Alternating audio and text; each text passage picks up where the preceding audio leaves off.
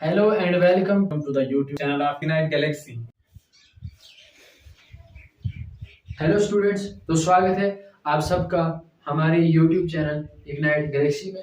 तो आज हम आपके लिए लेकर आए हैं एक नया यूनिट जिसका नाम है केमिकल काइनेटिक्स। केमिकल काइनेटिक्स में हम क्या क्या पढ़ेंगे? सबसे पहले केमिकल काइनेटिक्स क्या है? केमिकल काइनेटिक्स आपके पास फिजिकल केमिस्ट्री की एक ब्रांच है जो डील करती है किसके साथ?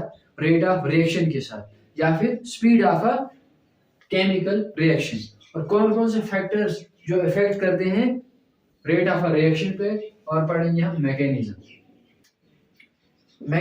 हम यहाँ पे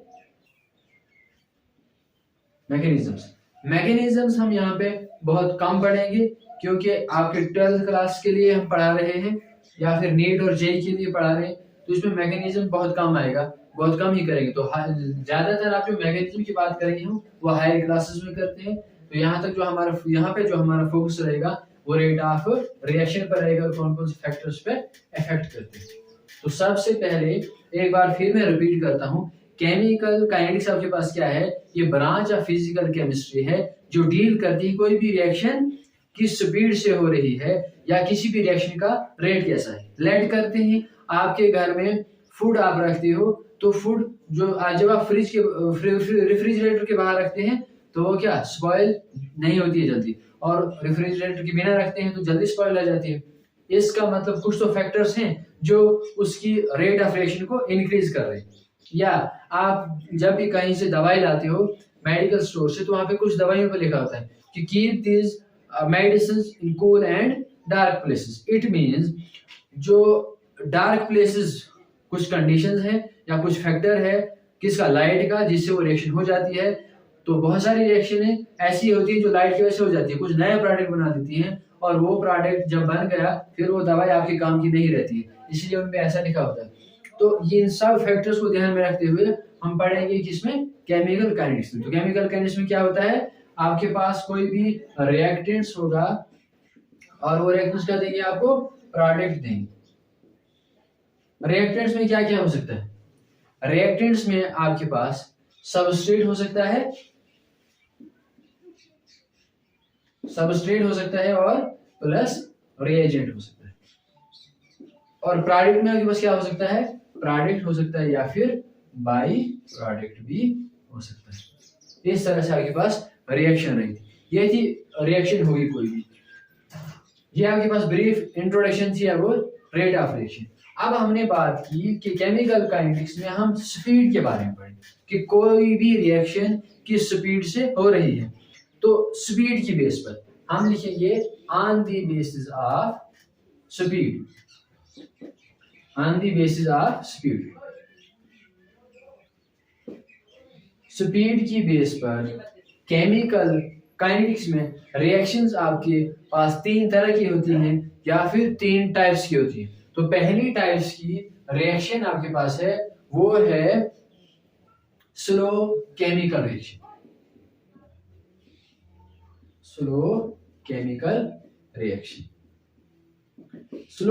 रिएक्शन होती है। स्लो आपको पता है, slow word means Aahista Aahista. ऐसी रिएक्शन होंगी जिनका रेट बिल्कुल धीमा होगा, जो बिल्कुल आहिस्ता चलती होंगी, या वो रिएक्शन जो रिएक्टर से प्रोडक्ट होने में रिएक्टर से प्रोडक्ट कन्वर्ट होने में काफी ज्यादा टाइम लेती है, उनको हम कहेंगे slow chemical reaction. Slow chemical reaction में आपके पास एग्जांपल क्या है? Rusting of iron. तो आप डेफिनेशन क्या लिखोगे? Slow chemical reaction are those reaction in which rate of a chemical reaction is very slow. These reactions are called slow chemical reactions. Next आपके पास है moderate chemical reaction. Moderate chemical reaction आपके पास वो reactions होंगी जिनका rate ना ही उतना ज्यादा बहुत ज्यादा होगा और ना ही इनका रेट कम होगा, moderate. Between slow and fast chemical reaction के बीच में इनका रेट होगा, उनको हम कहेंगे मॉडरेट केमिकल रिएक्शन। वर्ड से ही पता चल रहा है कि मॉडरेट का मतलब क्या होगा? उनका जो रेट ऑफ रिएक्शन है ना ही उतना ज्यादा तेज होगा और ना ही उतना ज्यादा कम होगा। इट मींस जब ये रिएक्टेंट से प्रोडक्ट में कन्वर्ट होते हैं तो उतना ज्यादा टाइम नहीं लेते हैं, मॉडरेट टाइम लेते हैं। इनको हम कहेंगे मॉडरेट केमिकल रिएक्शंस। इनके आगे बस एग्जांपल क्या होगी, डिकम्पोजिशन ऑफ H2O2। थर्ड जो आपके पास रिएक्शन है वो है आपके पास फास्ट केमिकल रिएक्शन। क्या है? Fast chemical reaction. Fast chemical reaction में क्या होगा आपके पास कि ये रिएक्शन काफी ज्यादा फास्ट होंगे। इनका जो हाफ लाइफ पीरियड है, हाफ लाइफ पीरियड को हम डिटेल में स्टडी करेंगे आगे। पहले आप इतना याद रखो कि हाफ रिएक्शन होने में कितना टाइम लगता है, उसी को आप हाफ लाइफ पीरियड कहते हैं। तो हाफ लाइफ टाइम इनका कितना होता है, 10 की रेज़ टू पावर -15 टू 10 की रेज़ टू पावर -10। मींस इतना जल्दी ये रिएक्शन हो जाती है सेकंड्स। मतलब 10 की रेज़ टू पावर -15 टू 10 की रेज़ टू पावर -10 सेकंड ही इनका हाफ लाइफ टाइम होता है इनका फास्ट केमिकल रिएक्शन का। और एग्जांपल क्या है फास्ट केमिकल रिएक्शन की, जब आपके पास रिएक्शन होगी किस किसके बीच में, NaCl एंड AgNO3 के बीच में।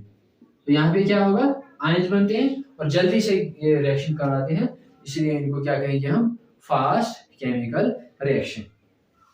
नेक्स्ट ये था आपके पास types of chemical reaction. Next हम पढ़ेंगे रेट ऑफ रिएक्शन क्या होती है, रेट ऑफ रिएक्शन। तो आप हेडिंग डालना रेट ऑफ रिएक्शन।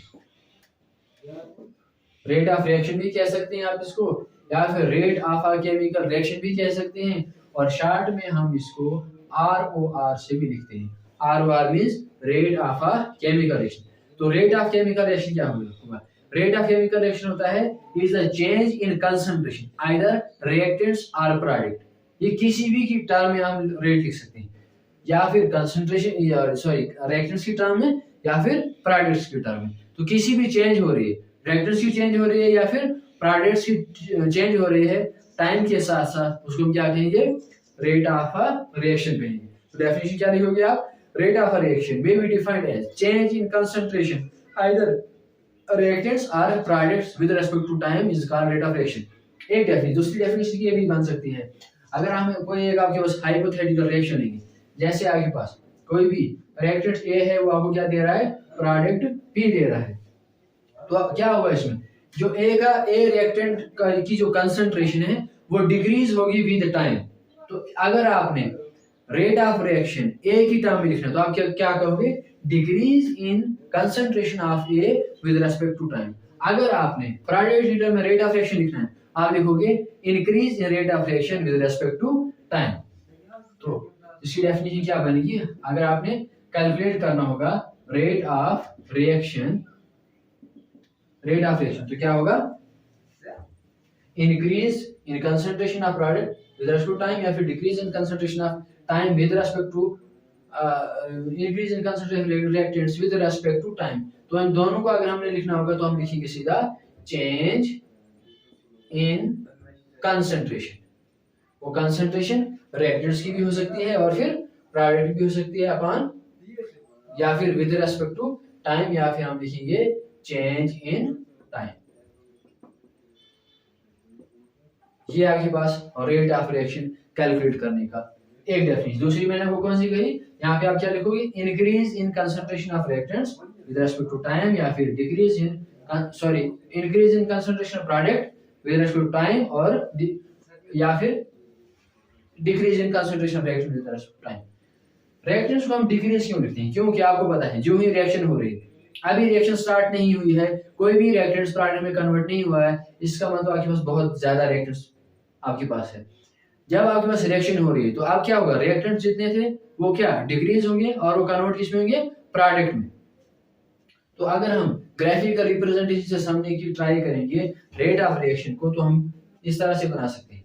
अगर आपके पास ऊपर की तरफ जाने में क्या हो रहा है, कंसंट्रेशन इंक्रीज हो रही है, तो आगे की तरफ मूव करने में टाइम क्या आपके पास इंक्रीज हो रहा है, टाइम इंक्रीज हो रहा है। तो अगर हम कहेंगे कि स्टार्टिंग में जब आपके पास टाइम 0 था, रिएक्टेंट्स बहुत ज्यादा है, उसको हम कहीं ग्राफ में इधर लिखेंगे, इतनी क्वांटिटी इतने मोल्स ऑफ रिएक्टेंट्स हैं। टाइम के साथ साथ रिएक्टेंट्स क्या है, प्रोडक्ट में कन्वर्ट हो रहे हैं, तो रिएक्टेंट्स की कंसंट्रेशन इस तरह से डिक्रीज होगी। टाइम जितना बढ़ता जाएगा या रिएक्शन होती जाएगी तो कंसंट्रेशन ऑफ रिएक्टेंट की इस तरह से डिक्रीज होगी। अब स्टार्टिंग में जब रिएक्टेंट्स बहुत ज्यादा है, प्रोडक्ट आपके पास है ही नहीं क्योंकि अभी रिएक्शन हुई नहीं, जो ही रिएक्शन स्टार्ट हुई है तो प्रोडक्ट आपके पास इंक्रीज होते जाएंगे एक्सपोनेंशियली और रिएक्टेंट्स आपके पास डिक्रीज होते जाएंगे। तो ये आपके पास ग्राफ आएगा प्रोडक्ट का, या आपके पास ग्राफ आएगा रिएक्टेंट्स का, क्योंकि रिएक्टेंट्स डिक्रीज हो रहे हैं और प्रोडक्ट्स इंक्रीज हो रहे हैं। जिस रेट से रिएक्टेंट्स डिक्रीज होंगे उसी रेट से आपको प्रोडक्ट भी इंक्रीज दिखेंगे। तो यहाँ से आपको पता क्या चला, रेट ऑफ केमिकल रिएक्शन क्या है कि किस रेट से कोई भी रिएक्शन के रिएक्टेंट्स प्रोडक्ट में कन्वर्ट हो रहे हैं। नेक्स्ट हम थोड़ा सा अगर हम यहाँ पे यूनिट की बात करें, रेट ऑफ रिएक्शन की यूनिट की अगर हम बात करें तो कंसंट्रेशन का यूनिट क्या होता है, मोल लीटर इनवर्स। इसका यूनिट क्या होता है, मोल लीटर इनवर्स। और टाइम का यूनिट सेकंड ही होता है। अगर हम को लिखेंगे तो कैसे लिख पाएंगे, mole litre inverse upon second equal to, जब हम सेकंड को ऊपर लेंगे तो इनवर्स में आएगा, तो इसका जो यूनिट क्या बनेगा, मोल लीटर इनवर्स और सेकंड इनवर्स। इसको आपने अपनी कॉपी पे नोट करके लिखना है। या फिर नेक्स्ट जो दूसरी टर्म है इसको हम इस तरह से भी लिख सकते हैं, इसका unit mole decimetre cube inverse second inverse, क्योंकि आपके पास जो 1 लीटर है वो किसके बराबर होता है, 1 डेसीमीटर क्यूब के बराबर होता है। अगर आपको इस रिलेशन का के बारे में जानना है कि 1 litre equal to 1 decimetre cube कैसे बराबर होता है तो आप मुझे कमेंट बॉक्स में लिख सकते हैं और मैं आपको इसका ये नेक्स्ट वीडियो में इसका बताऊंगा ये कैसे इक्वल होता है 1 litre equal to 1 decimetre cube. अलबत्ता मुझे आई थिंक आपको पता ही होगा स्टूडेंट्स के 1 लीटर 1 डेसीमीटर क्यूब के बराबर कैसे होते हैं। नेक्स्ट अब हम थोड़ा सा देखेंगे, आपने बहुत सारी बुक्स पे पढ़ा होगा, जो ही हम रिएक्टेंट्स की टर्म में लिखते हैं तो हम क्या लिखते हैं, रेट इक्वल टू माइनस लगाते हैं change in concentration of reactants means A with respect to time, या अगर हमने प्रोडक्ट की टर्म लिखना होगा तो हम लिखते हैं change in concentration of product with respect to time. तो हम माइनस साइन लगाते हैं किस रिएक्टेंट्स के साथ और प्रोडक्ट के साथ कोई भी माइनस साइन नहीं लगाते हैं। तो इसको हम जानने के लिए एक्चुअली बुक्स में लिखते हैं कि ये क्या होती है, decrease in concentration of reactants होती है विद टाइम, ये होती है increase in concentration of product with time. तो इसीलिए माइनस साइन अभी इंडिकेट कर रहा है कि जो कंसंट्रेशन है रिएक्टेंट की वो डिक्रीज हो रही है, और प्लस साइन यहाँ पे इंडिकेट कर रहा है कि जो प्रोडक्ट की कंसंट्रेशन है वो टाइम के साथ साथ इंक्रीज हो रही है। लेकिन दूसरी टर्म है, जब आपके पास नीट में कोई भी क्वेश्चन आएगा इसकी बेस के ऊपर तो हम उस लेवल से देखेंगे कि आपको पता है कि रेट ऑफ रिएक्शन का मतलब क्या है, स्पीड ही है एक तरह की। तो स्पीड कभी भी आपके पास नेगेटिव में नहीं हो सकती है, इसीलिए हम आपके पास जो ये वैल्यू आती है नेगेटिव में आती है, उसको पॉजिटिव करने के लिए इन टर्म ऑफ रिएक्टेंट्स हम नेगेटिव लगाते हैं। तो हम आपके लिए एक एग्जांपल से समझेंगे, अगर हम एक हाइपोथेटिकल रिएक्शन लेंगे या फिर कंसीडर करेंगे हम एक कंसीडर अ रिएक्शन।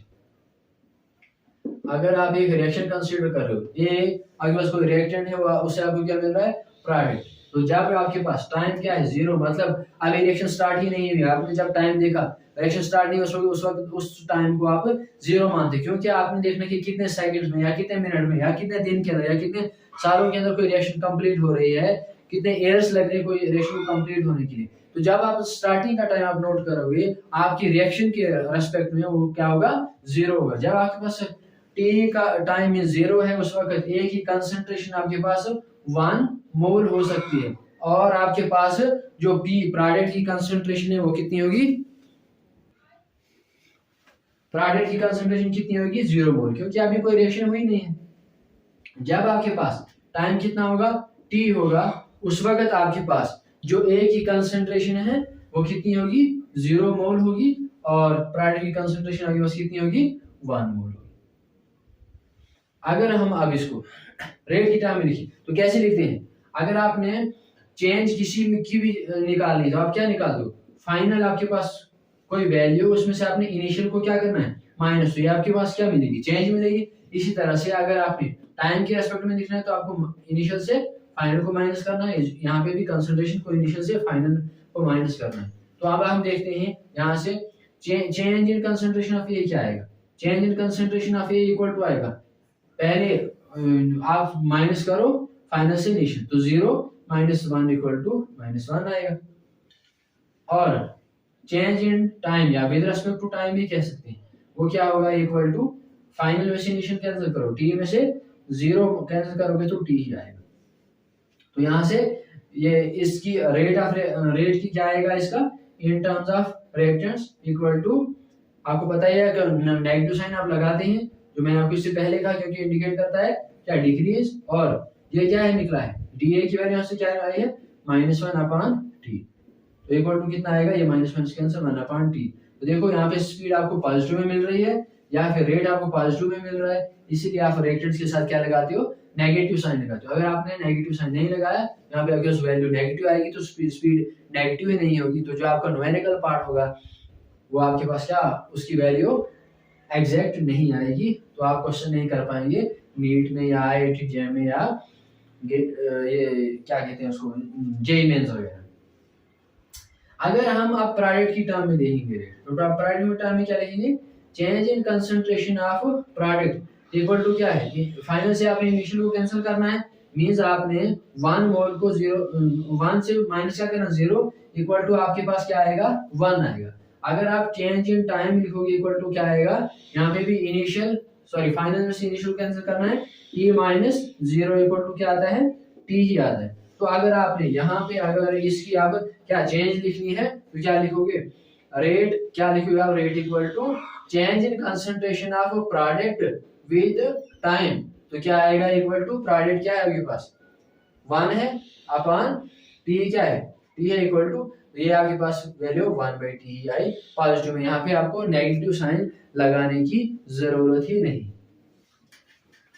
अब हम थोड़ा सा इसमें एक और कंसेप्ट समझते हैं कि आपके पास अगर किसी भी रिएक्शन के साथ कोफिशिएंट है तो उसको आप कैसे लिखते हो। जैसे हम कंसीडर करेंगे एक और रिएक्शन ए, ये समान एक है कोई कांस्टेंट टर्म है, और इसके साथ क्या है, ए क्या आपके कोई रिएक्टेंट है, प्लस बी भी आपके पास कोई कांस्टेंट टर्म है, और बी आपके पास रिएक्टेंट है। इससे आपको क्या मिल रहा है, सी आपके पास कोई प्रोडक्ट है, कोफिशिएंट है, और सी आपके पास कोई प्रोडक्ट है, प्लस डी कोई कोफिशिएंट है, और कैपिटल डी आपके पास कोई प्रोडक्ट है। तो ये दो आपके पास रिएक्टेंट्स हैं, आपको क्या मिल रहा है, ये प्रोडक्ट्स मिल रही है। तो अगर आपने इनकी टर्म में रेट ऑफ रिएक्शन लिखना तो कैसे लिखोगे, रेट इक्वल टू जो कोफिशिएंट होता है वो किस में जाता है, डिवाइड में जाता है, तो 1/a change in concentration of A with respect to time, और माइनस साइन लगेगा क्योंकि ये क्या है, रिएक्टेंट्स की टर्म में है, इक्वल टू अगर आपने बी की टर्म में लिखना है तो 1/b change in concentration of B with respect to time, और नेगेटिव साइन भी साथ में क्योंकि रिएक्टेंट्स की टर्म में लिखना है। अगर आपने प्रोडक्ट की टर्म लिखना है तो इक्वल टू क्या लिखोगे, इक्वल टू यहाँ पे पॉजिटिव साइन लगेगा 1/c, और change in concentration of C with respect to time equal to, अगर आपने इस वाले डी की टर्म में लिखना है तो 1/d change in concentration of D with respect to time. तो ये इस तरह से आप रेट लिख सकते हो। अगर आपको इसी समझ नहीं आई है कि ABC क्या है, हम एक रियल रिएक्शन कंसीडर करेंगे। जैसे आपके पास एक रियल रिएक्शन है, हम लिखेंगे कंसीडर अ रिएक्शन। हमारे पास रिएक्शन कंसीडर करने जिससे क्या बनता है, एमोनिया बनता है। तो एमोनिया किसी से बनता है, N2 plus 3 molecule of H2 gives us कितने में देगा, 2 molecule of NH3, means 2 molecule किसके बन रहे हैं, एमोनिया के बन रहे हैं। अगर आपने इसकी रेट ऑफ रिएक्शन लिखनी तो कैसे लिखोगे, rate of reaction is equal to क्या लिखोगे, N2 की टर्म में लिखना है, N2 के साथ कोई भी कोएफिशिएंट नहीं है, इसलिए हम लिखेंगे change in concentration of N2 with respect to time, और माइनस साइन साथ में इक्वल टू लिखोगे। यहाँ पे H2 के साथ क्या 3 कोएफिशिएंट है, इसी को हम कांस्टेंट टर्म भी मानते हैं, इसलिए हमने इसको क्या लिखना है, 1/3। तो ये जो 1/3 है ये हम इंडिकेट कर रहे थे 1/b, 1/a, 1/c या फिर 1/d। तो 1/3 change in concentration of H2 with respect to time equal to 2 times है, तो ये यहाँ पे क्या कोएफिशिएंट 2 है, ये यहाँ पे बनेगा 1/2 change in concentration of NH3 with respect to time। तो स्टूडेंट्स ये हमने आज क्या क्या पढ़ा, इंट्रोडक्शन पढ़ी केमिकल काइनेटिक्स की, नेक्स्ट हमने इसमें पढ़ा केमिकल काइनेटिक्स टाइप्स, और फिर हमने पढ़ा रेट ऑफ रिएक्शन को हमने डिटेल में स्टडी किया। Thank you guys, please like share and subscribe.